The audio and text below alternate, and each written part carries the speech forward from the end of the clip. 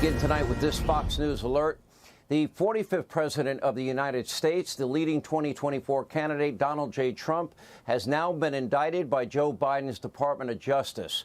Now, for the very first time in American history, a sitting president's DOJ has indicted his top political rival ahead of a presidential campaign. Now, here is Donald Trump just a few moments ago. Take a look. Very sadly, we're a nation in decline, and yet they go after a popular president, a president that got more votes than any sitting president in the history of our country, by far, and did much better the second time in the election than the first. And they go after him on a boxes hoax, just like the Russia hoax and all of the others. This has been going on for 7 years. They can't stop because it's election interference at the highest level. There's never been anything like what's happened. I'm an innocent man. I'm an innocent person. They had the Mueller hoax, the Mueller report, and that came out, no collusion after 2.5 years. That was set up by Hillary Clinton and Democrats. But this is what they do. This is what they do so well. If they would devote their energies to honesty and integrity, it would be a lot better for our country. They could do a lot better. They could do a lot of great things. Now, on Truth Social, he also wrote, quote, "The corrupt Biden administration has informed my attorneys that I have been indicted seemingly over the boxes hoax, even though Joe Biden has 1,850 boxes at the University of Delaware, additional boxes in Chinatown in D.C., more boxes at the UPenn Biden Center, and documents strewn all over his garage floor where he parks his Corvette, and which is secured by only a garage door that is paper thin and open much of the time." He continues, quote, "I have been summoned to appear at the federal courthouse in Miami on Tuesday at 3 p.m. I never thought it possible that such a thing could happen to a former president of the United States who received far more many votes than any sitting president in the history of our country and is currently leading by far all candidates, both Democrat and Republican, in the polls of the 2024 presidential election. I am an innocent man. This is indeed a dark day for the United States of America. We are a country in serious and rapid decline, but together we'll make America great again." Now, President Trump has been indicted on 7 counts, that much we know, all related to his handling of those classified documents and, quote, what we call process crimes, obstruction of justice. Meanwhile, absolutely no charges against Joe Biden, even top secret classified documents from as far back as his time as senator. That turned up in multiple locations, utilized by Joe, including an unsecured office building in D.C. and Biden's very own garage. Apparently, mishandling top secret documents is okay if you're a Biden or a Clinton or, I guess, a Democrat, for that matter.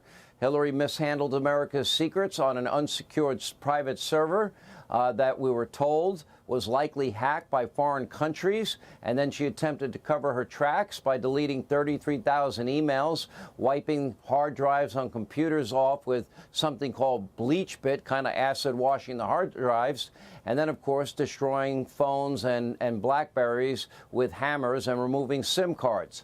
But according to Jim Comey, no reasonable prosecutor would bring charges against Hillary Clinton. Now, of course, it is a very different story when it comes to Trump. He is now facing multiple charges because of a few documents from his own presidency stored in a secure room at Mar-a-Lago with a padlock on the door. By the way, I'll say about this room, a room that the FBI previously had access to, unfettered access, and as a matter of fact, had the opportunity to remove items if they wanted to. The only thing they requested was to put a second lock on the door, a padlock. That was complied with by the Trump people down in Mar-a-Lago. Meanwhile, Joe Biden can store similar documents in a box in a wide-open garage. Nobody seems to care. And let's not forget about the 2016 allegations of bribery against Joe Biden from the, quote, trusted confidential human source that even the Obama-Biden administration ended up paying on occasion. According to FoxNews.com, this source detailed conversations with a Burisma executive to the FBI. This executive reportedly referred to Hunter as dumb, but, quote, had to pay the Bidens because Ukrainian prosecutor Viktor Shokin was investigating Burisma, and it would be difficult. How difficult it would be to enter the U.S. market in the midst of that investigation.